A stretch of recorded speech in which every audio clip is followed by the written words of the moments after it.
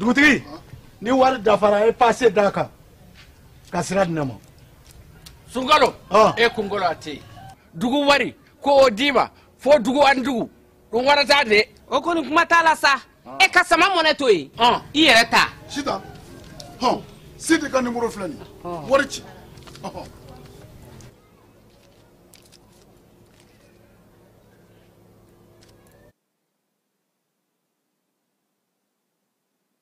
an filɛbaaw ni an lamɛnbaaw k'aw bɛɛ lajɛlen fo k'aw waleɲuman dɔn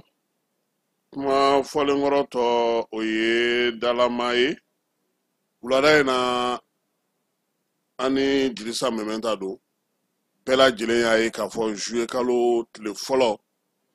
bingalikɛlaw ni bamanciwalekɛlaw u ye binna an ka Mali yɔrɔ caman kan an bɛ se k'a fɔ yɔrɔ 7 ninnu bɛɛ lajɛlen na sa n'i y'a jateminɛ an ni Moritani dancɛ a dugu ka ca kosɛbɛ Gogi b'a la Sandare ani Kayi yɛrɛ ka taa fara Segu mara kɔnɔna Molodokaw fɛ ani Ɲɔnɔ nka bi an bɛna babu sigi mun kan o ye Kayi ye kɛrɛnkɛrɛnnenya la bɛɛ lajɛlen b'a dɔn k'a fɔ ko siraba min bɛ bɔ Bamakɔ ka taa Kayi o siraba kelen in ale de bɛ taa se fo Dakarikaw fɛ yen Mali minɛn mun bɛ don sira in fɛ an kuma ka babu bɛna tali kɛ o la sa yaasa ka se ka ɲɛfɔli kɛ aw ye aw ka se ka faamuyali kɛ ne kelen tɛna kɛ kuma in tigi ye bi wulada in na min ye an baarakɛɲɔgɔn ani an balimakɛ n'o ye Dirisa Mɛmɛnta ye an y'ale wele an n'a bɛ se ka masala cogo min na ka hakililajigi kɛ waleya minnu kɛra ani ka se ka ɲɛfɔli kɛ sɔrɔko ta na sira fɛ a bɛna na degun min se an ka jamana ma Mɛmɛnta i ni wula i nana ka na an ka wele jaabi an bɛ fɔ k'i waleɲuman dɔn juye kalo tile fɔlɔ bingali mun kɛra an ka jamana kɔnɔ musakako kuma n'o ye tiɲɛni ye ale cayara la kosɛbɛ sabula usine 3 ɲɔgɔnna n'o ye an ka Kayi marabolo kɛrɛnkɛrɛnnenya Bafulabekaw fɛ olu tiɲɛna bi mɔgɔw bɛ ka ɲininkali fana kɛ min ye sɔrɔko ta fanfɛla la ye nka yan'o cɛ bingali in yɛrɛ kɛlen kɔfɛ ka na se bi ma ani bingali yɛrɛ nɔbɔnin fɛ e yɛrɛ ye mun tuma la n'o ye kalansen n'o bɛ se ka fɔ mɔgɔ ɲɛna bingali ninnu kɛcogo la a n'a wulikajɔ yɛrɛ senfɛ Kasim kɛ i fo kosɛbɛ ka abonnew bɛɛ lajɛlen fo ani mɔgɔ bɛ yen nɔ ni an ka jamu ninnu ka d'u ye k'u fo et surtout ka Jani fo invitation na déjà Kasim ni ye attaque in ta ka a kɛcogo jateminɛ i b'a ye leçon na i bɛ se ka min retenu a la o ye k'a fɔ ko an ni mɔgɔ minnu bɛ ɲɔgɔn na armée ka posture ni o ye ka offensive kɛ ye ka taga tiɲɛnikɛlaw ɲini ka u détruire ani jamana yɛrɛ bɛ danga min na jamana yɛrɛ kalenkan min ta k'a fɔ ko an tɛ sɔn jɔnya ma i b'a faamu o la k'a fɔ ko an ni minnu bɛ ɲɔgɔn na u fana ye u seko n'u damayira bɛɛ u bɛ fɛ k'a bɛɛ fana tintin an kan nin waati na o ye attaque ninnu n'i y'a ampleur jateminɛ u ye yɔrɔ hakɛ minnu fɛn ensuite i b'a ye attaque o tun ye sur le terrain min kun bɛ ka kɛ ensuite après i y'a ye u bɛ moyen de communication minnu fana déployer donc i b'a ye k'a fɔ ko u ye kunnafoni di kɛ ka tugu a la voilà u bɛ kunnafoni di kɛ ka tugu a la donc c'est comme si attaque a dabɔra a ka kɛ fɛnba de mankan ka bɔ a la mankan ka mankan bonya yɛrɛ kunnafoni caman di c'est à dire ka diɲɛ bɛɛ ɲɛ jɔ Mali kan au moins tile kelen ou bien heure damadɔni kɔnɔna la o senfɛ k'a yira k'a fɔ ko Mali dɛsɛlen don o senfɛ k'a yira k'a fɔ ko tiɲɛnikɛlaw fanga ka bon ni an ye ensuite o senfɛ k'a yira k'a fɔ ko anw bɛ ka fɛn o fɛn kɛ an ni mɔgɔ tɛgɛ bɛ ɲɔgɔn bolo an bɛɛ lafulen don tiɲɛnikɛlaw kɔrɔ o la i y'a ye u communication min ta ka tugu a la parce que u tɛna fɔ jamais misaliya la i b'a ye yanni u ka bingani kɛ tile a ma 48 heures bɔ Jeune Afrique ye article dɔ kɛ ko Mali ni Rusiw ka partenariat dɛmɛ ɲɔgɔnya baara k'o kɛra sababu ye ko ka terroriste dɛmɛ u k'u ka fanga mɔnɔbɔ jamana fantan 4 bɛɛ lajɛlen fɛ ka dɔ fara o fanga la sa voilà c'est comme si se duuru ma sisan o ye jamana fan bɛɛ minɛ quoi comme si n'u bɛ ka annonce dɔ kɛ k'a fɔ voilà parce que n'i ko ko u ye se sɔrɔ jamana fan bɛɛ fɛ o bɛ expliquer ni jumɛn ye u ye bingani wale ta ka jamana région joli sɛgɛrɛ ɲɔgɔn fɛ par exemple Segu région ani Kayi région u y'o bɛɛ comment dire la u y'u ɲɛsin u bɛɛ ma ɲɔgɔn fɛ ensuite ani an ka dugu 7 k'u ɲɛsin u ma ɲɔgɔn fɛ et surtout dugu belebeleba sababe ala minnu bɛ yen nɔ ni an ka finitigilakaw ka ca a yɔrɔ la kosɛbɛ ni an ka sɔrɔ fana ka bon a yɔrɔ la kosɛbɛ ka dɔn k'u ɲɛsin u ma donc o b'a yira k'a fɔ ko u bɛ fɛ k'a yira k'a fɔ ko anw lafulen don fanga bɛ ninnu na donc leçon fɔlɔ ye jumɛn c'est pour que k'a yira k'a fɔ ko Mali lafulen don an ka finitigilakaw lafulen don an bɛ taga sira min na o lafulen don an tɛna se ka voilà minnu bɛ k'an dɛmɛ olu lafulen don wa jamanadenw tɛna lafiya u tɛna na se ka lakana sɔrɔ tant que u bɛ nin ɲɛmɔgɔ ninnu kan u tɛna na sɔrɔ ou bien tant que u ni nin dɛmɛbagaw minnu bolo bɛ ɲɔgɔn bolo u tɛna na se k'a sɔrɔ quoi parce que u bɛ fɛ k'a yɛrɛ k'a fɔ ko ninnu bɛ ka fanga sɔrɔ an kan comment dirais la don o don quoi a filanan ye min ye ni an da bɛna na se an ma o ye i bɛ y'a kɔnɔna na peut-être kɛlɛba saba min bɛ yen ni a bɛ ta ka jamana sɛgɛrɛ n'i bɛ fɛ ka jamana bin walima n'i bɛ fɛ ka jamana minɛ a kɛlɛba saba an bɛ a bɛɛ kɔnɔ ni i b'a bɛɛ ye nin kɔnɔna la quoi i m'a faamu premièrement économiquement sɔrɔ n'i bɛ fɛ ka jamana bin walima k'a minɛ k'a k'i ta ye i b'a sɔrɔ kari donc n'i y'a sɔrɔ kari jamana ye devient a bɛ n'a fɔ ni sida ye mɔgɔ minɛ i b'a dɔn a ka système défensif a bɛɛ bɛ tiɲɛ o la ni bana fɛn fɛn nana a bɛ se ka dɔgɔ donc n'i ye jamana sɔrɔ bin a bɛ fɛn bɛɛ lajɛlen tɔ donni nɔgɔya donc ensuite n'i ma se ka a bin ni o ye i bɛ se ka bin a kan ni marifa ye kɛlɛ ka taga kɛlɛ bin a ka jagoya la soit i bɛ ɲɛmɔgɔ minɛ ka bɔ yen ou bien i bɛ jamana minɛ k'a kɛ i sago ye i b'a ye marifa kɛlɛ bɛ an da la quoi ensuite sabanan ye min ye o ye diplomatie ka wuli jamanaw ni ɲɔgɔn cɛ ka jamanaw su ka bila n'an ka ni jamanaw ni ɲɔgɔn cɛ gɛlɛya k'an ka diplomatie kuru i b'a ye an bɛ nin saba bɛɛ kɛlɛ kɔnɔna la mais mɔgɔ bɛ ɲinɛ min kɔ nin kɛlɛ kelen o kelen a bɛɛ lajɛlen bi dɛmɛ ni communication ye kan par exemple n'i bɛ fɛ ka guerre économique ta ka jamana sɛgɛrɛ communication kunnafoni jɔyɔrɔ b'a la fɛn min ye sɔrɔdasi kɛlɛ fana ye kunnafoni jɔyɔrɔ bɛ a la fɛn min ye diplomatie fana ye kunnafoni jɔyɔrɔ bɛ a la quoi ensuite i bɛ se ka a faamu nin fana kɔnɔna la k'a fɔ ko a ka dɔgɔ n bɛ se k'a fɔ ni ko k'a tɛ yen o ka girin dɔɔni mais k'a fɔ ko farafin jamana dɔ bɛ yen nin waati in na ko i bɛ se ka nin bingani wale sugu ta k'a sɛgɛrɛ yɔrɔ 7 na heure 1 na ɲɔgɔn fɛ ko au moins yɔrɔba dɔ tɛ bin c'est rare donc nin fana bɛ se ka yɔrɔ dɔ bɛ se ka minɛ a bɛ taa sababu ye yɔrɔ dɔ bɛ minɛ voilà yɔrɔba dɔ kɔni bɛ minɛ quoi mais i y'a ye u ma se ka yɔrɔba foyi minɛ u ka nin fɛn ninnu kɔnɔna la par exemple yɔrɔba minnu tun bɛ yen nɔ o tun ye Kayi ɲɔnɔ non ɲɔnɔ ye yɔrɔba de i m'a faamu donc u ma se ka o si minɛ non seulement u ma se k'a minɛ et puis u ye duguma sara cɛ a yɔrɔ la a juguyara kosɛbɛ yɛrɛ quoi parce que c'est quand même l'une des rares fois aussi tiɲɛnikɛla ninnu ka na attaque la caman fagalen kɔfɛ parce que i b'a dɔn kɛlɛ la jugu fagali ka nɔgɔn n'a ɲanama minɛni i m'a faamu donc ka se ka jugu ɲanama minɛ k'a ɲini ka o fana ka gɛlɛn kɛlɛ kɔnɔ kosɛbɛ quoi donc c'est l'une des rares fois kɛlɛ kɔnɔna na an ka se ka jugu caman ɲanama minɛ parce que mɔgɔ min minɛna tɛgɛ la a ka ca ni mɔgɔ ye i m'a faamu et n'i y'a ye u ye moyen minnu utiliser k'a fɔ ko tiɲɛni ma barika ma bonya kosɛbɛ an ka finitigilakaw yɔrɔ la i b'a faamu o la k'a fɔ ko i bɛ se k'a bila i kunna fana k'a fɔ ko an ka finitigilakaw fana u ye baaraba kɛ nin kɔnɔna na baara min ni a fana kan ka fɔ hali n'a sɔrɔ ni dɔ kan ka fara a kan kosɛbɛ ka se. Awa Dirisa n'i ye ko in ta k'a jateminɛ seleke caman bɛ a la tiɲɛ don an da bɛna na don sɔrɔ ko ta seleke la nka an ye fɛn dɔ lakɔlɔsi a bɛ n'a fɔ kabini Mali ye Kidali minɛ ani kɔsa in na an ka drone ye gɛlɛya min sɔrɔ ani Alizeri ka dancɛ la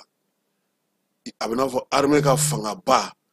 a sinsinna Alizeri ni Mali dancɛ kan kosɛbɛ est-ce que bi ninnu ka fɛɛrɛ la u ma kɛlɛ bolo yɛlɛma ka na n'a ye Mauritanie yan fan fɛ parce que n'i y'a jateminɛ maa caman bɛ Mauritanie ni Mali dancɛ la u b'a f'i ɲɛna k'u bɛ to ka n'u ka su ye yen u bɛ tɛmɛ yen dugu bɛ yen n'o ye Basekunu ye u camanba dagalen n'o ye bi bi in na est-ce que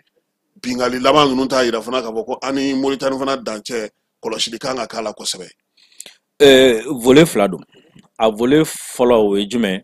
o ye depuis 2015-2016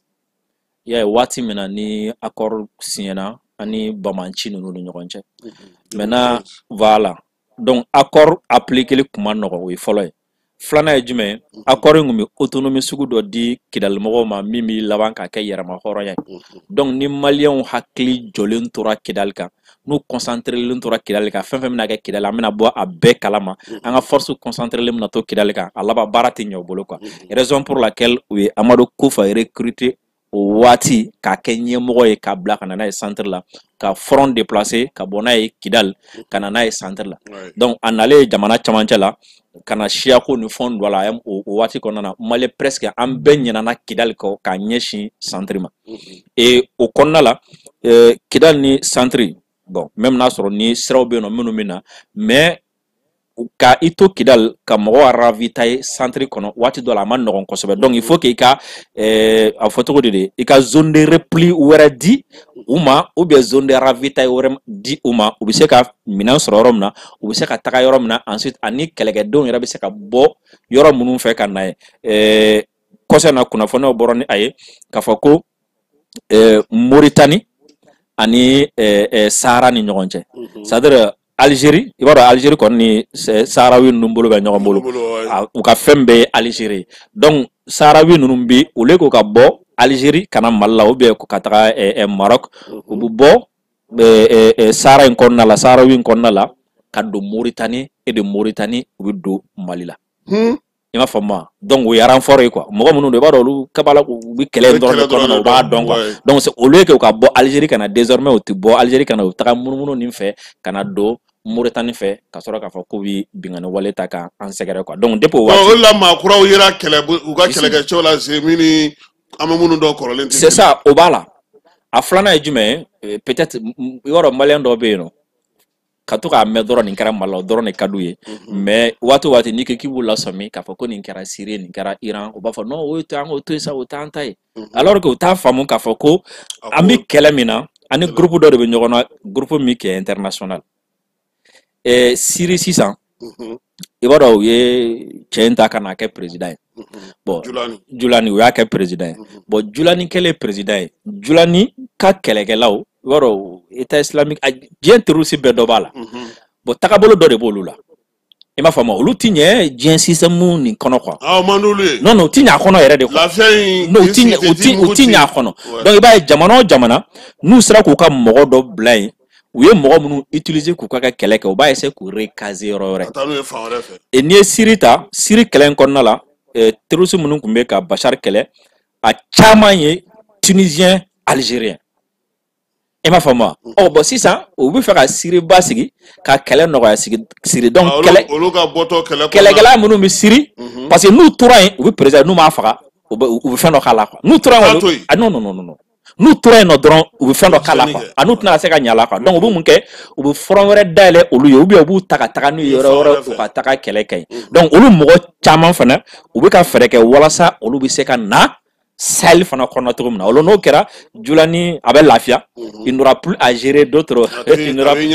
voilà a b'a ɲɛsin fangako ma a tɛna ninnu gérer quoi donc olu fana mɔgɔw b'a la olu minnu bɛ acheminer ka na n'u ye centre in kɔnɔna la walasa o ye comment dire la Mali kɔnɔna la ani Sahel kɔnɔna na walasa olu ka se k'an kɛlɛ kan donc pour revenir à ça n y'a f'i ye n ko volet fila don fɔlɔ o ye jumɛn o ye ka front déplacer pour que jusqu'à présent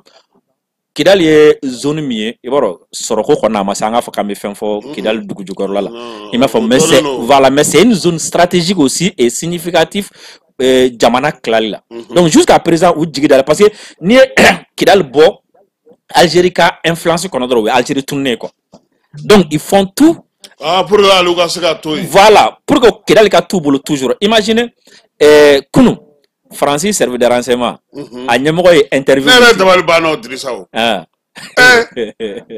Francis yɛrɛ ka dɛsɛ fo service de renseignement directeur yɛrɛ ka taa i sigi télé la ka o maa t'u bolo dɛ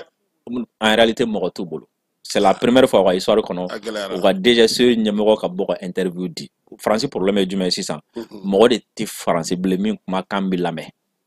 o mɔgɔ t'u bolo bilen quoi président kumakan tɛ lamɛn ministre kumakan tɛ lamɛn mɔgɔ wɛrɛ tɛ min kumakan bɛ lamɛn alors que o dun mɔgɔ bɛ halisa ka jamanadenw lasira ani ka jamanadenw lada jamana ɲɛmɔgɔ la a n'a ka politique la donc o la komi bɛɛ kumana mɔgɔ si tɛ ka lamɛn tuguni donc u bɔra ni ko tigɛra parce que n'i ko ko service de renseignement déjà a n'o kuma cogo fana kuma tiɲɛna a bolo dɛ voilà n bɛna o yɔrɔ yɛrɛ de ta sisan parce que n'i ko service de renseignement dans la conscience collective o ye mɔgɔ de kunnafoniya bɛ mɔgɔ min bolo min b'a bɛɛ kalama donc n'an y'o wele ka na an bɛ ka min fɔ a ye don o don n'o fana nana o fɔ donc sisan a na kɛ peut-être o sababuya la mɔgɔ bɛna da olu ka politique la ensuite ani mɔgɔ bɛna siran fana k'a fɔ il faut faire attention mais a ka o kɔnɔna la a ko ko Faransi ni Algérie ka ni kɛlɛ in bɛɛ k'u ka service de renseignement fila u bɛ ka baara kɛ ko foyi ma bɔ ni ɲɔgɔn cɛ voilà foyi ma bɔ ni ɲɔgɔn cɛ quoi donc bɛɛ b'a dɔn k'a fɔ u fila ka intérêt min ye Sahel kɔnɔ o ye ka se ka kilaliyanfan kɔni o ka to u bolo u ka se ka u sago kɛ o la quoi donc Algérie b'o kɔnɔna na non seulement ka front déplacer u mago bɛ Kidal la toujours donc maintenant n'u mago bɛ Kidal la toujours il faut que jusqu'à présent u ka yɔrɔ wɛrɛ sɔrɔ yɔrɔ wɛrɛ min ni jamana bɛɛ bɛ concentré nka jamanaden bɛɛ bɛ concentré nka et surtout force min bɛ Kidal o kɛlen don k'o impressionner le fait que force kɛlen don k'o impressionner u bɛ fɛ ka force déplacer ka bɔ Kidal jagoya la f'a ka bɔ yen quoi f'a ka bɔ yen jagoya la ensuite ka front prioritaire wɛrɛ di jamana ma min ti Kidal ye parce que an bɛ yɔrɔ min na i n'a fɔ bi malgré que fɛn fɛn bɛ ka kɛ jamana kɔnɔ Kidal reste le front prioritaire ala kɔlɔsilen don 24 heures sur 24 i y'a ye même ni mobile kelen kun b'a bɛ gosi donc i bɛ fɛ ka fɛn bɛɛ kɛ ka priorité wɛrɛ di an ka armée ma et surtout u ye centre kɛ cogo min na 2015-16 yan fan ninnu fɛ ka o fɔrɔ ɲɔgɔn wɛrɛ fana créer walasa maliyɛn bɛɛ lajɛlen ka concentré ka yen ka maliyɛn bɛɛ lasiran o la Kidal soit Kidal bɛ fɛgɛya ou bien an bɛ voilà an bɛ Kidal appuyé min kɛ dɔ bɛ b'o la ou bien Kidal force bɛ allégé ou bien an bɛ se ka jɛ Kidal portion dɔ kɔ u bɛ se ka continuer k'u sigi o la quoi donc u bɛ na yan fana fɛ comme sisan Algérie a du mal ka combattant latɛmɛ i b'a dɔn waati dɔ la Marshal Haftar taara u ni Libye ni ɲɔgɔn cɛ o tɛmɛsira ale o tigɛ donc Algérie a du mal aujourd'hui ka se ka combattant latɛmɛ ka u ladon Tinzawatène ni Mali frontière ni fan wɛrɛ ninnu fɛ donc ce qui fait que autant ka branche minnu bɛ yen nɔ i b'a dɔn ka autant fana ni Mauritanie bɛ partenariat la bi i m'a faamu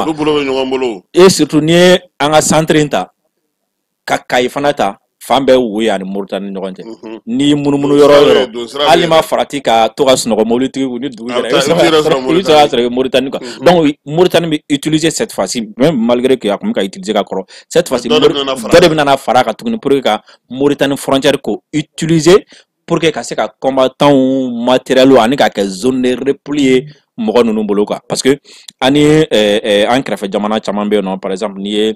Côte d'Ivoire ta ka Guinée ninnu ni fɛn ninnu ta bon olu tɛna se ka kɛ base de repli comme il le faut i m'a faamu voilà jamanadenw bɛ se ka muruti ensuite u bɛ mɔgɔ ninnu fana u bɛ mɔgɔ minnu utiliser olu lahala fana ni ninnu lahala tɛ kelen ye kosɛbɛ danfara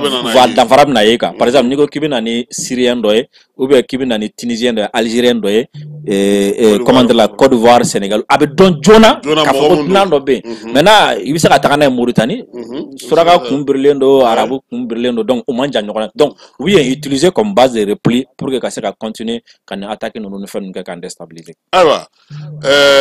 an y'a ye k'a fɔ maa caman ka ɲininkali yɛrɛ fanba nin wagati laban in na o ye k'a fɔ sɔrɔko n'i ye Bamako Kayi ta k'a lajɛ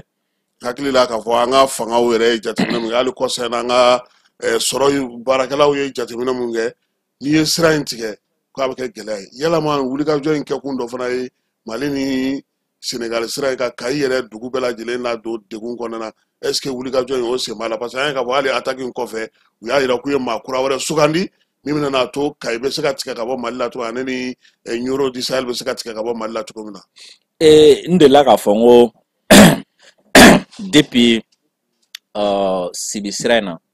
n'u taara entreprise dɔ ka minɛnw jeni depuis o don moi j'ai dit n ko ne ɲɛ bɛ Algérie voilà n ko ɲɛ bɛ Algérie ka marque dɔ la terroriste ka attaque la o marque ye jumɛn ni mɔgɔw hakili b'a la Fisi ni Sɔrɔsiw ka kɛlɛ daminɛ la Algérie Fisi ye min kɛ o ye jumɛn u ko k'u ka fɛɛrɛ bɛɛ lajɛlen kɛ u ka Algérie isoler premièrement sur le plan diplomatique deuxièmement sur le plan économique o ye jumɛn ko Algérie ka partenaire fɛn fɛn bɛ yen nɔ n'o bɛ Algérie ka économie la ɲɛnamaya o k'u attaquer a bɛɛ la comme ça n'u y'u attaquer olu la a bɛna kɛ sababu ye olu bɛna siran ka u retirer ka bɔ Algérie kɔnɔna la n'olu ye retirer ka bɔ Algérie kɔnɔna na o la Algérie sɔrɔ bɛ bin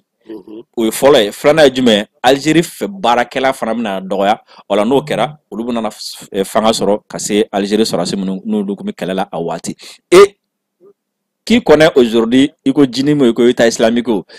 Algérien kelen de b'a kɔnɔ o Fisi de bayɛlɛmali filɛ nin a kɔnɔna la min ni Algérie service de renseignement fan dɔ bɛ baara kɛ quoi donc laɲini ye jumɛn premièrement Mali ka partenaire économique ka essayer ka tieni do olu kun k'olu dissuader et surtout investisseurs ka investisseurs dissuader ou kana na investir mal la parce que ka fɔ bon n'an taara an ka wari don mal la a bɛna kɛ tiɲɛni i m'a faamu donc u b'u attaquer olu la o ye fɔlɔ investisseurs ka côté filanan ye jumɛn o ye guerre économique min ni ko mi k'a fɔ fɔlɔ na o ye sɔrɔko o ye ka jamana ka a dɛsɛ sɔrɔko la ensuite ka jamana an bɛ fɛn minnu dun an da la an mago bɛ jɔ fɛn minnu na ka olu fana gɛlɛya kosɛbɛ misaliya la o don na u ye usine min attaqué Diamond ma fili Jangun Teri voilà u ye min attaqué o yɔrɔ la imagine n'i ye Mali ta bi fitinin n'a farala ciment kan bɛɛ lajɛlen b'a santi donc imagine o ka ciment usine attaqué o waati kelen kɔnɔna na qu'est-ce qui va se passer ciment prix bɛna yɛlɛ kosɛbɛ voilà donc ni ciment prix yɛlɛla kosɛbɛ voilà donc n'o kɛra premièrement n'a sɔrɔ mɔgɔ bɛ chantier la n'a sɔrɔ ni 1000 bɛ chantier fɛn fɛn ɲɛ tu seras obligé ka 20,000 donc o bɛ gɛlɛya la don jamana kɔnɔna la et surtout gɛlɛya min don a dabɔkun ye jamanadenw de k'a santi parce que ni hakili bɛ Faransi service de renseignement kɔrɔ in ka kuma la a ko ko ni régime ninnu tɛ se ka bin togoya si la ni soulèvement populaire tɛ voilà parce que ko kɔfɛ mɔgɔ tɛ se k'u bi intervention militaire tɛ se k'u bi f'i ka jamanadenw de murutu kama bon pour que e dun ka jamanadenw murutu kama kuma t'a ɲɛ quoi il faut que i ka na ni degun dɔ ye jamanaden kelen kelen bɛ se ka degun min santi quoi donc jamanaden kelen kelen y'a santi kuranko ninnu ni si balaw bɛ se ka wele ni jiko minnu ye ani ka balo sɔngɔ gɛlɛya mɔgɔw bɛ se ka lamuruti cogo min k'o fɛɛrɛw sigi sen kuranko in volet dɔ bɛ yen nɔ an tɛna an da maga la sinon n'o tɛ kuranko in volet dɔ bɛ yen nɔ attaque ninnu b'a la o i m'a faamu wa attaque ninnu b'a la par exemple an ka pan yɔrɔ kunna sa an ka pan yɔrɔ kunna i m'a faamu wa samiyako fana b'a la dɛ voilà i m'a faamu wa samiya fana man nɔgɔ donc imagine donc n'u ye o attaquer usine na investisseur u b'olu lasira minnu y'u ka wari investir olu bɛ siran u b'u retirer a wari ci mankan fɛ o ale t'a fɛ parce que a t'a fɛ ensuite ale ko k'ale bɛ se ka dilan yɔrɔ la an kelen kelen bɛɛ b'a santi i m'a faamu par exemple u ye baarakɛminɛ minnu jeni narena yan fan ninnu fɛn bɛɛ a jeni dɔw fɔ bi olu ye yɔrɔ bila i m'a faamu wa mais i ka kuma dɛ hali simanteni min cira gɔngɔteri sɛnika y'a fɔ ko baara tɛ ka kɛ ko dɔn tɛ ka fɔ fana ko baara bɛna daminɛ don min i ɲɛ b'a la donc ce qui fait que baarakɛla minnu bɛ yen nɔ olu b'a santi olu bɛ fara mɔgɔ minnu bɛ ka gɛlɛya ye u ɲɛ la o baarakɛla somɔgɔw bɛna gɛlɛya ye u ɲɛ la bon mɔgɔ bɛ jɔ ciment na o bɛɛ bɛ gɛlɛya u ɲɛ na donc c'est comme si gɛlɛya bɛna bɛɛ toucher kelen kelen o bɛ kɛ sababu ye soit ka bɛɛ lamuruti kelen kelen ou bien ka bɛɛ laban kelen kelen raison pour laquelle c'est pas des trucs à négliger c'est des trucs avec tic au tac i bɛ fɛɛrɛ dɔ ɲini a la quoi yɔrɔnin kelen quoi ensuite a jateminɛ fɛn ɲɔnɔ y'an ka poumon de ye sɛnɛ la o sɛnɛ kɔni surtout samiya donda in na samiya donda la ɲɔnɔ y'an ka poumon ye sɛnɛ la et sɛnɛkɛla tant que n'a bɛ se ka sɛnɛ kɛ i b'a kalama k'a mago tɛ jamana la ni papier tɛ n'a mago jɔra wolo sɛbɛn na ou bien carte d'identité n'o tɛ ani ni banque taga bɛ nɔgɔ ta o yɛrɛ y'a ka wari de ye n'i y'a kuma yɛrɛ gɛlɛyara a b'a mara ka so i b'a faamu wa mais n'a ma se ka sɛnɛ kɛ premièrement ale yɛrɛ fɔlɔ ale bɛ kɛ donc yɔrɔ ninnu bɛɛ lajɛlen gosili sɔrɔ b'a bɛɛ kɔrɔ i m'a faamu wa donc imagine n'i sera k'ale gosi k'ale déstabiliser donc ni sɛnɛ ma se ka kɛ ou bien ni sɛnɛkɛ minɛnw ma se ka taga ni engrais ma se ka taga ni foro ma se ka lasɔrɔ a bɛ na ni gɛlɛya ye ale tɛna se k'a yɛrɛ ta donc n'ale ma se k'a yɛrɛ ta ale bɛ kɛ donni ye jamana kɔ kan ensuite jamanaden kelen kelen fana bɛɛ bɛna santi ni ɲɔnɔ malo n'a ma produit comme il faut et surtout i hakili b'a la AES sigilen don sen saba min fana kan n y'o sen saba de f'i ye o kɛlen don ka kɛlɛ ta k'o sen saba in sɛgɛrɛ i b'a dɔn AES sigilen don sécurité diplomatie ou développement fana o développement do o sirilen do économie de kan i m'a fɔ donc c'est comme si terroriste b'u k'o attaquer AES fana ka dulonmaw la kelen quoi i m'a fɔ ma n'i ye ɲɔnɔ fana n y'a fɛ n'i ye ɲɔnɔ gosi n'i sera ka ɲɔnɔ gɛlɛya a bɛ jouer condition de vie non seulement sɛnɛkɛlaw tɛ foro sɔrɔ baloko bɛ gɛlɛya taa ni ka segu bɛ gɛlɛya mun fana bɛ n'u bɛ ka samiya labɛn ni baaraw kɛ o bɛɛ lajɛlen bɛna don degun kɔnɔna na mais kɛrɛnkɛrɛnnenya la Kayi jɔyɔrɔ an ka jamana na kuma tɛ sira ye i bɛ se ka mun fɔ mɔgɔw ɲɛna o ko la Maintenant ni bora nyono Kasim ni nana Kayi. Premièrement ni ye Kayi ta ni ya wakili bala 2000 combien wati mena jeune wula ka mangan ci Kayi sirako la. En 2018 ça. Voilà, à l'époque Boubou Cissé qui est premier ministre. Voilà, à Roko Kayi sira. Sans santé. Ko diɲɛ don o Kayi sira mais milliard fila de la. Malibu. Awɔ. Kabo Awɔ Kayi sira kata donc imaginez. Donc Kayi sira no be milliard fila la do. Clé. À 100 calculé oui kelenye. Ensuite ni a sira fana labɛnna k'a ɲɛ ka tɛmɛ nin kan imaginez. Sɔrɔ bɛ multiplié par 10 ou bien par 20. Donc ni sera ka bibina Guinée port an b'a utiliser a fanga man bon kosɛbɛ. I b'a dɔn Guinée port man bon kosɛbɛ. Minɛn caman tɛ se ka tɛmɛ. Côte d'Ivoire bɛɛ lajɛlen b'a dɔn k'a fɔ o bɛ cogo min na. Donc an ka fɛn caman bɛ yen nɔ. A bɛ cogo min na an man deli ka taa fɛ. I b'a fɔ peut-être n'i taara o b'i minɛ k'e président dɛ. O b'a fɔ dɛ. I b'a fɔ wa. O b'a fɔ dɛ. Donc Sénégal an ka minɛn caman bɛ na yen fɛ. Donc o ye jagokɛminɛnw ye dɛ. Jagokɛminɛw. Nka an ka kɛlɛkɛminɛn tɛ se ka na ale fɛ. Ayi olu ni o dɔ de la ka bala don dɔ la. O ye dɔ wɛrɛ kuma ye. O ye dɔ wɛrɛ kuma ye. Donc an ka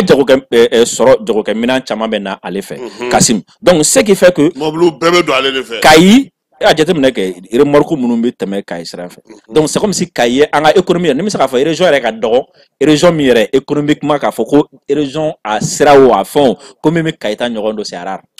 I m'a faamu. Donc imaginez ni i sera ka ni ye fɛrɛ kɛ ka o sira tigɛ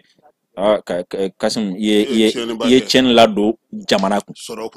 Sɔrɔ kun. Et surtout volet dɔ bɛ Kayi ta na min ni a bɛ i bɛ ɲinɛ a kɔ sɔrɔko la o b'a dɔn o ye jumɛn diaspora.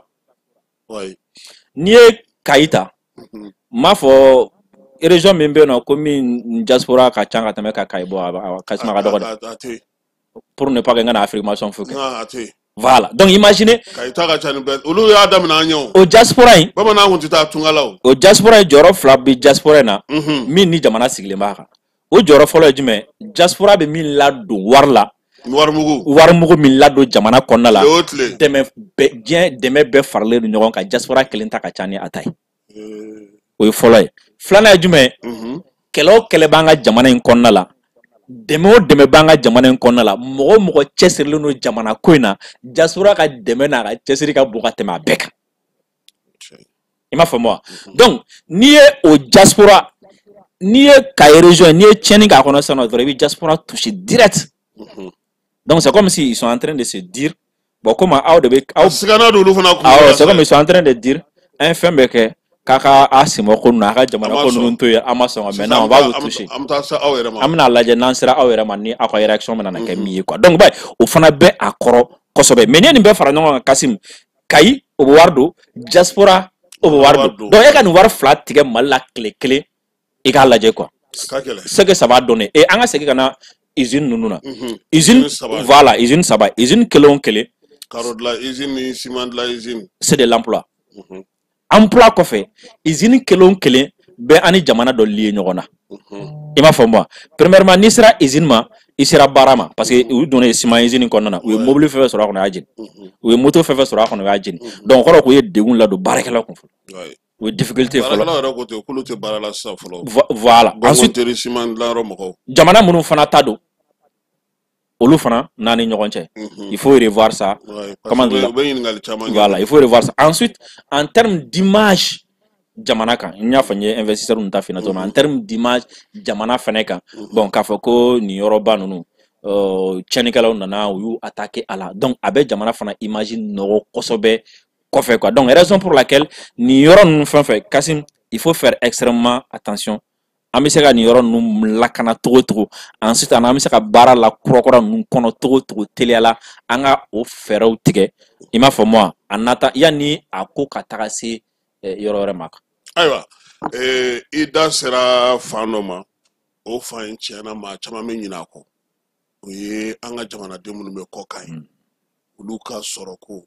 ani olu jɔyɔrɔko an ka jamana kɔnɔ Kayi yɛrɛ dɔrɔn tɛ dɛ an ka marabolo fan min kan tiɲɛna Kayikaw de ka ca la kosɛbɛ Dirisa bɛɛ lajɛlen b'a dɔn k'a fɔ ko Bamanci wale kɛbaaw i yɛrɛ fɔ cogo min na wulikajɔ ninnu kɛ kun ye min fɔlɔ o ye jatigɛ ka na maaw ka siga min ye Kayi yɛrɛ dugu kɔnɔna na waleya in kɛlen ni sisan cɛ an bɛ ka min jateminɛ a bɛ n'a fɔ hali bi gouverneur ni dugudenw sigira ka kuma ka hakililaw kɛ mɔgɔ ka se ka baara kɛ mɔgɔ kana bin jatigɛ kɔnɔna na nka o bɛɛ n'a ta est ce que sɔrɔko ta na sira fɛ fɛɛrɛ man ka tigɛ baarakɛyɔrɔba minnu bɛ yen ale ni cakɛda yɔrɔ minnu bɛ yen ka se ka dɔ fara u lakɔlɔsili kan parce que n'i ye mɔgɔ mɔgɔ ka sɔrɔ minɛ a la a bɛ komi n'i y'i bolo ja a tigi ngɔnɔ na de i b'a fɛ k'a tigi fa de. non lakana kan ka fara dɔ kan ka bon n t'a fɔ dɔ yɛrɛ ka fara o kan yɛrɛ n m'a fɔ kan ka lakana quoi parce que ciment usine o b'a attaquer waati min na le premier lakana min tun bɛ yen nɔ u tun tɛ se ka foyi kɛ parce que mɔgɔ hakɛ min tun bɛ yen nɔ n b'a da dɔn i m'a faamu u tun tɛ se ka fɛn kɛ quoi bon n'i ye usine ta ka zone ta o mɔgɔ hakɛ ka dɔgɔ quoi i m'a faamu donc il faut renforcer la sécurité o unité ninnu kelen kelenna bɛɛ lajɛlen na kosɛbɛ yɛrɛ de quoi o ti ka o yɔrɔ dɔrɔn renforcer dɛ sira fɛn fɛn bɛ taga yen nɔ parce que la sécurité commence d'abord par sira minnu bɛ nalen voilà ensuite comment dire là ensuite point ninnu quoi i m'a faamu donc il faut renforcer beaucoup la sécurité o yɔrɔ na o fɔlɔ filanan ye jumɛn il faut écouter aussi baarakɛla minnu bɛ yen nɔ parce que souvent ni degun sugu ninnu nana jamana kɔnɔ n'a ye jamanaden dɔ sɔrɔ même ni fɛn t'i bolo ka di u ma directement même ni tɛ se ka problème wuli ka b'u kan directement le fait que ka sigi u fɛ ka kuma déjà u b'a senti k'a fɔ ko u ye degun min sɔrɔ i y'a dɔn quoi parce que en réalité le premier mais c'est que j'ai fait partir des gens minnu ye usine imagée fɔlɔ sɔrɔ i m'a faamu mais ma sɔn ka partager pour des raisons bɛɛ lajɛlen b'olu dɔn quoi ensuite ni mɔgɔw kumana sur le place minnu bɛ kɛnɛ kan yen nɔ quoi mais ma a fɛn ninnu bila pour ça quoi n y'a ye komi état d'esprit min kɔnɔna la parce que a caman tun bɛ yen nɔ pour eux ni degun y'u sɔrɔ a kuma tɛ k'a fɔ comme si ni mɔgɔw bɛ ka ɲinɛ olu kɔ même si n'a sɔrɔ n'u ti an fana ka tagabolo ni fɛnw faamu o fana bɛɛ ye sira wɛrɛ quoi parce que mɔgɔw bɛ yen fana tuma dɔw la f'an k'o fana fɔ ni ko kɛra a ka di dɔgɔ dɔw ye i k'a fɔ ko degun b'u kan u bɛ ka girin k'a fɔ bon an dun bɛ baara min fana na a ma nɔgɔn parce que kunnafoni ye fɛn ye fɛn min n'i ma i hakili sigi n'a ye e yɛrɛ ɲɛna k'i bɛ ka ɲuman kɛ o y'a sɔrɔ i ye tiɲɛni kɛ fo a taara yɔrɔ jan donc o hakili sigi n'o muɲu an b'o fana ɲini mɔgɔw fɛ tuma caman mɔgɔw bɛ wele an y'a fɛ yen na e m'a fɔ mais à bɛɛ tɛ se ka fɔ. Oui, parce que imaginez à don dans le feu de l'action u taara usine jeni fajiri fɛ a kɛra depuis ko ninnu ma taga ɲɛfɛ kosɛbɛ u ye usine jeni i m'a faamu n ye image ni fɛnw sɔrɔ mais o kɔnɔna na kɛlɛ tun bɛ sen na i m'a faamu ne bolo le fait que ka bɔ k'a fɔ o waati ko u ye nin kɛ usine na u ye nin kɛ usine na parce que ne b'a dɔn mɔgɔ caman bɛ ka ne lamɛn n bɛ vidéo minnu bila même terroriste ninnu bɛ k'a ye quoi donc terroriste dɔ fana kamana ganbatɔ ou bien a dɛsɛlen a yɛrɛ fagatɔ la a b'a préférer bon ni ma se ka nin sɔrɔ na n fana k'a lajɛ n bɛ taga yen fɛ n fana ka taga o kɛ quoi donc comme si ale y'a dɔn ka ban k'a fɔ ko nin bɛ yen nɔ donc pour éviter tout ça ani aussi pour aussi ka fɛn dɔ bɛ yen nɔ n kana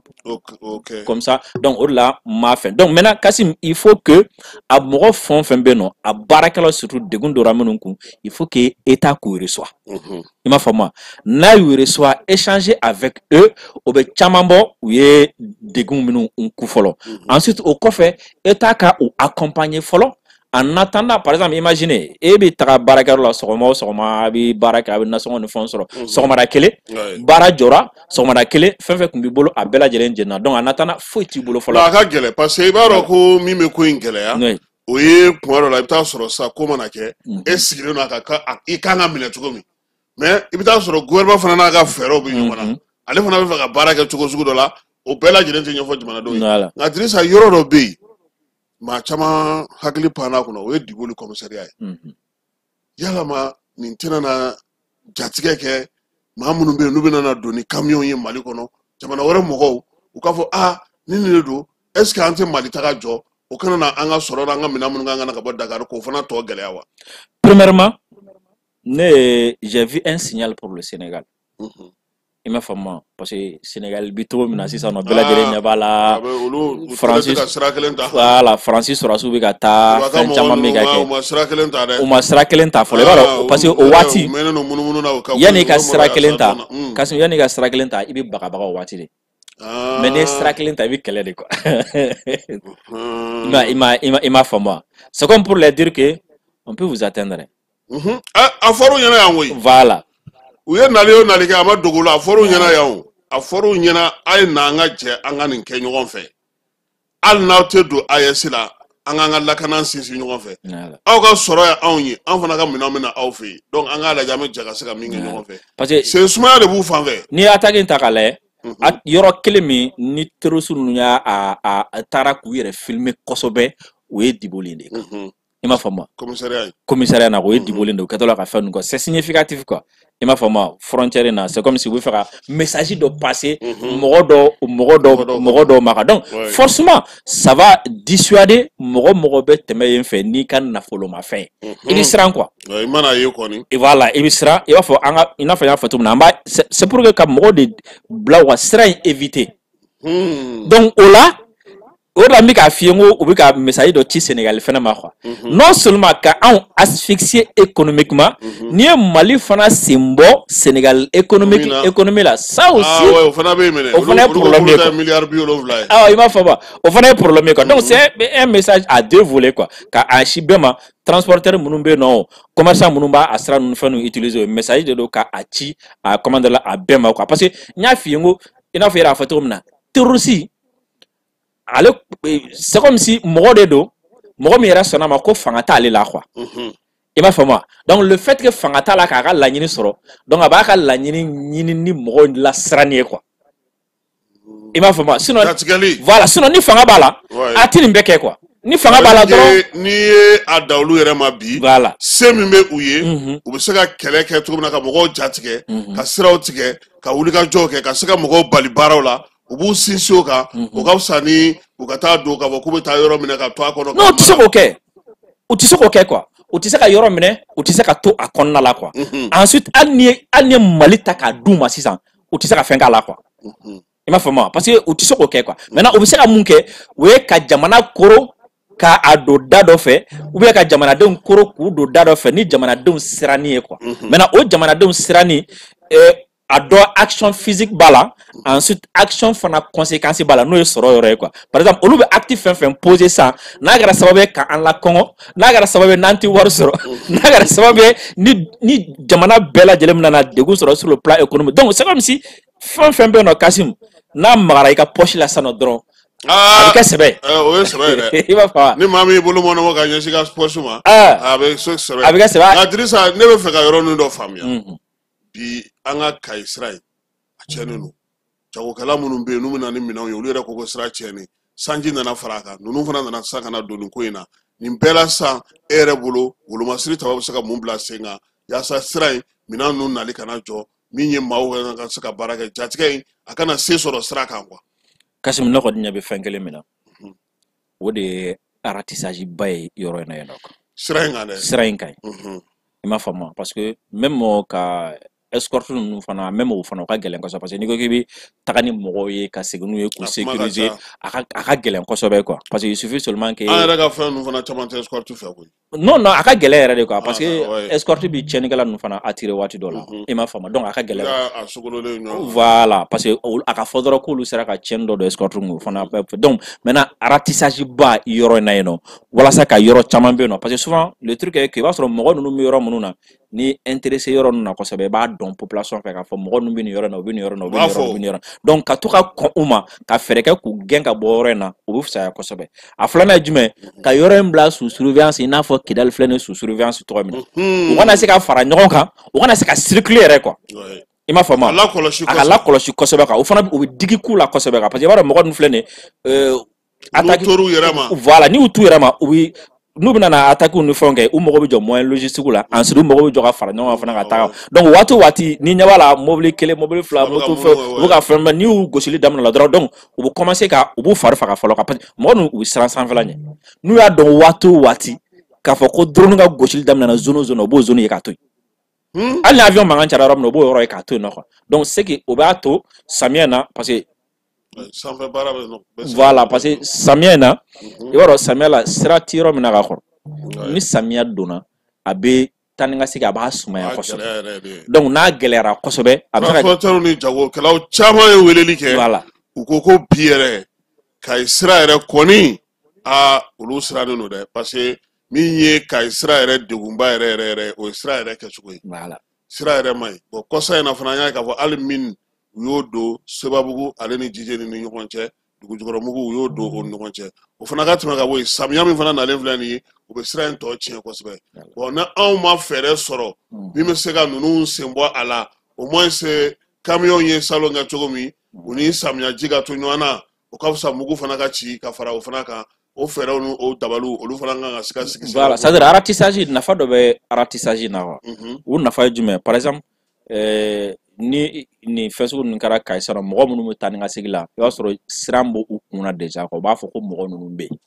i m'a faamu maintenant le fait que population ou bien Kayikaw ou bien siralamɔgɔw bɛ armée ye ratissage la yɔrɔ in na u b'u ye opération la yɔrɔ in na a bɛ mɔgɔw rassurer k'a fɔ ko non seulement yɔrɔ in ma to tiɲɛnikɛlaw dɔrɔn bolo mais u bɛ ka kɛlɛ fɛnɛ quoi donc nin bɛɛ bɛ mɔgɔw rassurer a bɛ mɔgɔw encourager fana sinon n'a tora ten tɔ k'a fɔ ko mɔgɔw t'a mɛn k'a fɔ ratissage bɛ ka kɛ mɔgɔw t'a mɛn k'a fɔ k'u ka nin yɔrɔ min ka ci u ka nin yɔrɔ min ka ci ou bien u ka nin yɔrɔ min ka bombarder mɔgɔw bɛ to siran kɔnɔ parce que mɔgɔw b'u ye quoi mɔgɔw b'u ye taa ni ka segin la donc ni mɔgɔw y'a mɛn k'a fɔ ko fɛn dɔ bɛ ka k'u la u bɛ ka kɛlɛ o mɔgɔw rassurer ka bɔ ka taa ni ka segin sinon n'a dan'o ma ten imagine mɔgɔ ninnu mɔgɔ fila mɔgɔ saba bɛ se ka mɔgɔw lasiran k'a kɛ n'a fɔ embargo de dalen don yɔrɔ kan ka sɔrɔ ko foyi i m'a faamu il suffit que dɔ ka moto ta dɔrɔn ka n'a jɔ sira dɔ la dɔrɔn ka papa kɛ mobili dɔ ni fɛn dɔ la o kuma bɛ bɔli min kɛ dɔrɔn mɔgɔw b'a fɔ k'a fɔ k'u ye fan bɛɛ lajɛlen minɛ quoi mais une fois que ni mɔgɔw ɲɛ b'a la opération bɛ ka kɛ fɛn frappe bɛ ka kɛ mɔgɔw hakili bɛ sigi olu yɛrɛ bɛ siran parce que u bɛna faamu k'a fɔ ko yɔrɔ tɛna t'u bolo. dɔ ye bolo ratissage aérien de ka ɲi nin yɔrɔ la. voilà ka se ka yɔrɔ ninnu k'a bila sous surveillance u bɛ yɔrɔ minnu na quoi ka to ka voilà ka goni mais est ce que ɲɔrɔnkaw ye ɲɔrɔ wolomasiri tabaw ye min kɛ est ce que o tɛ paraba ye a ko la parce que an ye k'a fɔ olu kɔni ka ko su cayara kosɛbɛ et puis minɛnw u ye minɛn caman fana u sera k'o fana minɛ. non o ye caman ça c'était dans le feu de l'action o ye kɛlɛ kun bɛ ka kɛ waati min na u ye min kɛ dɔw bɛ se ka boli voilà non dɔw bɛ se ka boli yɛrɛ tɛ mɔgɔ minnu don u bɛ nalen dɔɔnin voilà c'est des kamikazes quoi yɛrɛ fagalaw ka ca la dɔw bɛ yen olu tɛ foyi kalama a la quoi parce que waati o waati u b'a essayer ka recrutement kɔrɔ de kɛ walasa ka yɛrɛ ɲa f'i ɲɛna sisan nɔ n ko mɔgɔ fila mɔgɔ saba naani u la a bɛ se ka kɛ bɛɛ kɔnɔ i b'a fɔ ko mɔgɔ 200 de bɛ yen parce que olu da a ka fɔ i b'a dɔn ni marifa cikan mɛnna dɔrɔn mɔgɔw b'a kɛ mɔgɔw yɛrɛ bɛ tile k'o fɔ k'u ka caya voilà u ka ca par exemple ne y'u ye ka système dɔ kɛ yɔrɔ dɔ la yɔrɔ min kɛ i b'a dɔn Kassim i b'a sɔrɔ mototigi saba naani ils font de telle sorte que village wɔɔrɔ k'u ye quoi i b'a faamu donc n'i y'a village kelen o kelen ɲininka u b'ale de fɛ yen quoi i b'a faamu k'a sɔrɔ u tɛ yen mais ils font exprès ka circuler de telle sorte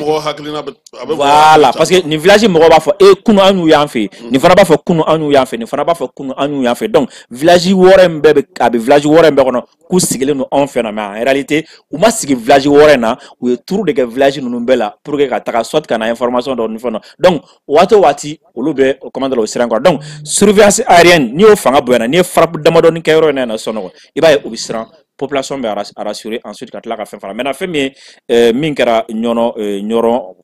dans le feu de l'action i y'a ye a ye population rassurer kɔni attaquer ko kɔni na parce que mɔgɔw y'a ye k'a fɔ hali ni u nana an bɛ s'u la i m'a faamu wa donc minnu sigilen don olu b'a rassurer maintenant minnu bɛ taa ni ka segin kɛ sisan nɔ il s'agit sisan nɔ ka taa ni ka segin kɛbagaw ka dɔ fara olu ka assurance de kan parce que est ce que n'i ye ko in jateminɛ par exemple sisan olu ye yɔrɔ minnu ta n'i y'a jateminɛ Gogi o ye ani Mauritanie dancɛ ye Diboli o ye ani Sénégal dancɛ ye ka tila ka n'a ye tuguni Kayi dugu est ce que dugu ninnu bɛ bila ɲɔgɔn na ni sira minnu ye sɔrɔko ni sɔrɔ minnu ko ni mɔgɔw ka taa ni ka segin ko parce que hali mɔgɔw wuli ka jɔ minnu bɛ kɛ ka baara min kɛ a bɛɛ ye sɔrɔ de ye laɲini in tɛ o fana ye wa pour que olu fana ka dɔ bɔ u ka taa ni ka segin la u ka sigidaw ni ɲɔgɔn cɛ. non ça revient à la même chose quoi parce que déjà sɛnɛ bɛ kɛ yɔrɔ min na sɛnɛ mɔgɔ bɛ engrais la engrais bɛ taa ka segin de n'o tɛ sɛnɛ tɛ se ka kɛ ensuite n'i ye sɛnɛ fana kɛ il faut que yɔrɔ ka désenclaver de pour que i ye produit minnu sɔrɔ i ka se ka bɔ ni produit ninnu ye parce que n'i ye Kayi ta n'i ye ville yɛrɛ ta i b'a sɔrɔ dugu minnu bɛ yen nɔ olu caman bɛ na Kayi kɔnɔna de la ka na feere kɛ ou bien ka na sanni kɛ comment dire la ka taga quoi donc n'i ye olu ni Kayi ni ɲɔgɔn cɛ n'i ye gɛlɛya don o la ni olu tora u sigiyɔrɔ la u mago bɛ na jɔ fɛn dɔ la min ka ɲi u ka condition de vie ma u tɛ a sɔrɔ quoi ensuite dugu fana mago bɛ fɛn dɔw la a tɛna na a sɔrɔ ka donc o bɛ kɛ sababu ye ka na ni gɛlɛyaba ye olu ni ɲɔgɔn cɛ quoi i ye Mauritanie frontière fɔ ka Sénégal frontière fɔ Diboli Mauritanie mais i b'a kalama ko Gogi fɛn dɔ kɛra Gogi an ka autorités kan ka u intéressé la kosɛbɛ et u kun bɛ a sujet kan mais u kan ka dɔ fara sujet kan cette fois ci ka tabali yɛrɛ de gosi quoi parce que Gogi attaquera don min na o y'a sɔrɔ moins de 70 heures avant Mauritanie ye mɔgɔ dɔw minɛ ka wuri fule ka na n'u ye attaque yɛrɛ kɛra ka olu to yen olu mɔgɔ kelen yɛrɛ o mɔgɔ kelen sara la o mɔgɔ kelen yɛrɛ sara la yɛrɛ parce que il me semble que k'a kun ko k'a siranna ko fɛn donc maintenant o mɔgɔ minnu bɛ bɔ Mauritanie ka na olu bɛɛ ye jɔn ye parce que a bɛɛ tɛ se ka kɛ malien donc n'a bɛɛ tɛ malien comment est-ce que Mauritanie bɛ se ka mɔgɔ dɔ minɛ santier la papier t'a bolo ka na ni olu bɛɛ y'an fɛ k'a bɛɛ malien sans au préalable k'a sɔrɔ a bɛɛ ma trier depuis Mauritanie ka na fili dɔrɔn commande la k'u kɔ don et pourquoi u bɛ don yɛrɛ quoi parce que ne bolo u man kan tɛ ka don yɛrɛ quoi an filɛ nin yɔrɔ min na tuguni n'a ma ɲɛ k'u bɛ don an ka mɔgɔw fana ka sɛgɛsɛgɛli kɛ dancɛ la ne ka m'o de ma u man kan tɛ ka don yɛrɛ de quoi u bɛ don yɔrɔ voilà par exemple mɔgɔ n'a minɛna Mauritanie ko malien dɔ man go i m'a faamu depuis a bɛ bɔ Mauritanie frontière fɛ k'a bɛ don Mali frontière la u man kan tɛ ka se Gogi yɛrɛ depuis yen nɔ de fɔlɔ sɛgɛsɛgɛli kan ka kɛ de au moins 90% assurance ka sɔrɔ hali ni papier t'a bolo k'a fɔ ko u ma si nin bɛ dɔ dɔn Maliko la quoi hali n'u bɛ ɲɔgɔn fɛ u yɛrɛ bɛ ɲɔgɔn dɔn awɔ nin bɛ dɔ dɔn Maliko la mɔgɔ minnu bɛ cɛ ɲɔgɔn fɛ bɛɛ b'a dɔn min y'i ka mɔgɔ ye maintenant n'u u ye accès sɔrɔ an ka territoire la ka ban u bɛ kɛ danger de ye quoi i m'a faamu a yɛrɛ bɛ se ka kɛ sira wɛrɛ yɛrɛ fana ye voilà a bɛ se ka kɛ sababu ye k'an ka jamana ka an infiltrer a bɛ se ka kɛ terrorisme surtout an yɛrɛ bɛɛ y'a ye sisan nɔ k'a fɔ ko terrorisme kɛlen don ka Mauritanie k'u ka base de retrait kan attaque yen kɔni don dɛ donc ni mɔgɔ yɛrɛ t'o la tuguni yɛrɛ o kɔni depuis kuma jan an ka jamana fila ninnu ni ɲɔgɔn cɛ maa minnu bɛ sigi la yen u y'a kuma fɔ Nara yan fan fɛ u y'a kuma fɔ Ɲoro yan fan fɛ u y'a kuma fɔ wa ni wulikajɔ in bɛɛ lajɛlen kɛlɛ i yɛrɛ ye min fɔ a caman mɔgɔ caman bɛ mobili kɔnɔ minnu refulélen don ka na attaque in kɛra k'u to yen hali u ka papier ko a ma ɲɛnabɔ parce que a y'a sɔrɔ attaque kɛra u kun tɛ se ka sira tigɛ n'u ye ka na Mali côté la fo dugu jɛlen de u ka sɔrɔ ka na ni olu ye donc hali olu fana natɔ min ye malien min tɛ malien o fana kan ka sɛgɛsɛgɛ nin wagati in na fana an ka ɲɛmɔgɔw u yɛrɛ ye fɛn minnu fɔ n'o ye lakɔlɔsili ye an ka dancɛw ni ɲɔgɔn cɛ mɔgɔw bɛ minnu kan na an fana kan k'a lajɛ bi k'a dɔn k'a fɔ u bɛ ka mun kɛ aw bɛ na ni mɔgɔ aw ka mɔgɔw bɛ don aw ka minɛnw feeretaw olu bɛ don aw bɛ tila tuguni ka taa mɔgɔw cɛ yɔrɔw la ka na ni olu ye k'olu ye malien ye aw ko sɛbɛn t'u bolo mun b'a yira aw la ko malien don au moins n'u nana ɲɛnabɔli dɔ ka kɛ a la fɔlɔ k'a bɔ ɲɔgɔn na et puis tuma o tuma i b'a ye k'a fɔ ko anw ka jamanadenw de bɛ ka minɛ o yɔrɔ ninnu na yen fana ka caya et puis c'est même malien caman de bɛ yen minnu bɛ degun kɔnɔ hali bi a Mauritanie ka dɔgɔyali don quoi Kassim e bɛ mɔgɔ minɛ cogo di e bɛ mɔgɔ minɛ mercredi juma i b'o labɔ c'est comme si e yɛrɛ ma temps ta ka sɛgɛsɛgɛ yɛrɛ mɔgɔ min don aw t'a sɛgɛsɛgɛ o i m'a faamu donc c'est comme si e y'a ta dɔrɔn ka taga n'a ye c'est pas bien i m'a faamu donc et surtout jamana bɛ niveau min na an ka insécurité bɛ niveau min na et surtout a dɔnnen kɔfɛ k'a fɔ ko hali RT yɛrɛ ye documentaire kɛ k'a fɔ ko mɔgɔ ninnu bɛ Mauritanie o yɛrɛ o documentaire yɛrɛ balawma yɔrɔ ye min ye k'olu den ka don Mauritanie fɛ ko ka na anw fɛ a y'a sɔrɔ k'aw den ka don o yɛrɛ ma ɲi Mauritanie yɛrɛ ma yɛrɛ voilà i m'a faamu parce que depuis a bɛ fɔ dogo la fo olu yɛrɛ de k'olu nana olu bamananci jɛkulu de y'olu ladon ka taa nin kuma bɛɛ kɛ et puis kana fana kana baara bɛɛ lajɛlen kɛ k'a kɛ fankelen ye ka kuma bɛɛ di maa fankelen ma ka mɔgɔw to yen donc a dɔnna k'a fɔ ko Mauritanie la frontière ani Mauritanie ɲɔgɔn cɛ frontière c'est une frontière hostile donc a kan ka lakɔlɔsi kosɛbɛ ka dɔ fara a kan quoi Kassim ayiwa Dirisa an ye dɔ kɛ kuma na hakili la k'a fɔ miniti 45 an ye dɔ sɔrɔ o la nin kɛnɛ in a kɛkun tun ye k'a dɔn k'a fɔ degun bɛ Kayikaw kan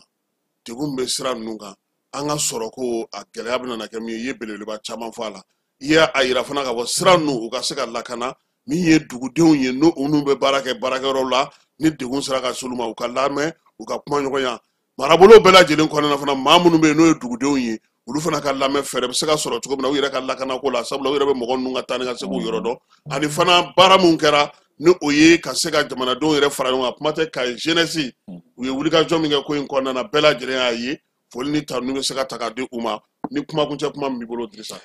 ka comment de la dugu ninnu na surtout attaque tun bɛ ka kɛ yɔrɔ yɔrɔ la jeunes ye baara fɛn fɛn kɛ je pense que baara de don baara min n'a kan ka fo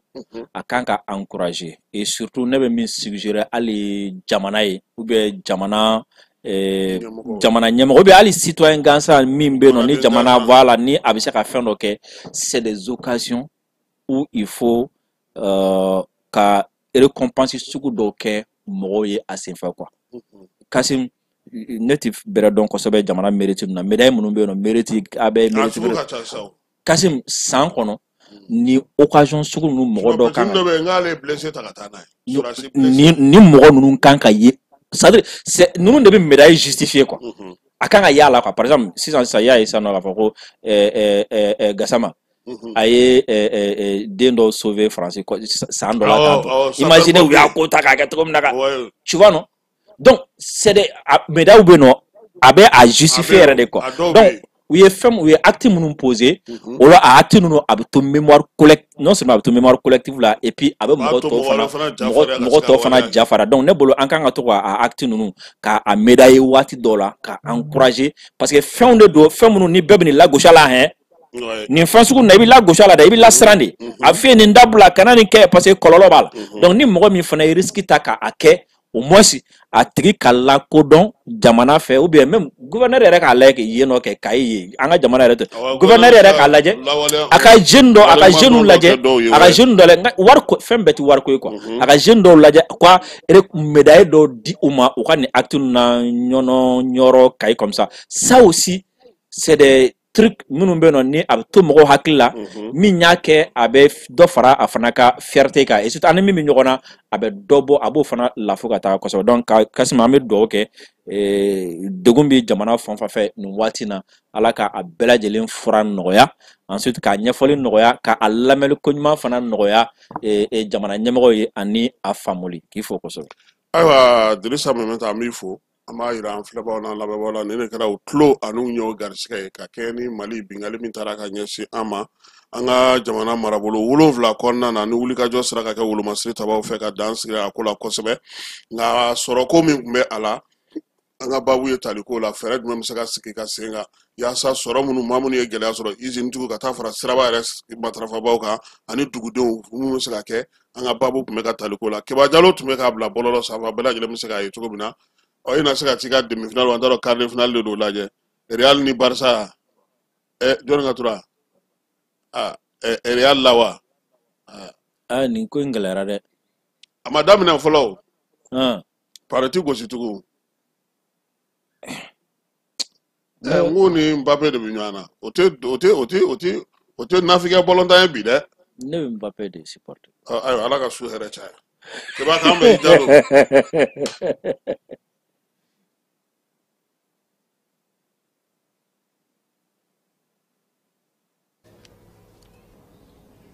wari sera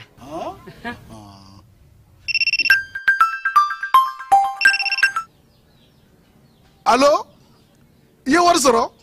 o ɲɛna tiɲɛ yɛrɛ la ko ni sama bɛ maa min ɲɛ ko n komi t'i gosi ngonga sama mɔnɛ i yɛrɛ ta a sɔngɔ ka nɔgɔn ni Mali wari ci sira bɛɛ ye dépôt ye fu ye wari bɛ ci fu ni application ye wa bɔsara ye musaka fitinin ye sama mɔnɛ ji ni courant bɛ sara n'a ye crédit bɛ ta n'a ye sanni feere bɛ kɛ n'a ye sama mɔnɛ nin y'anw maliyɛnw ta ye a y'a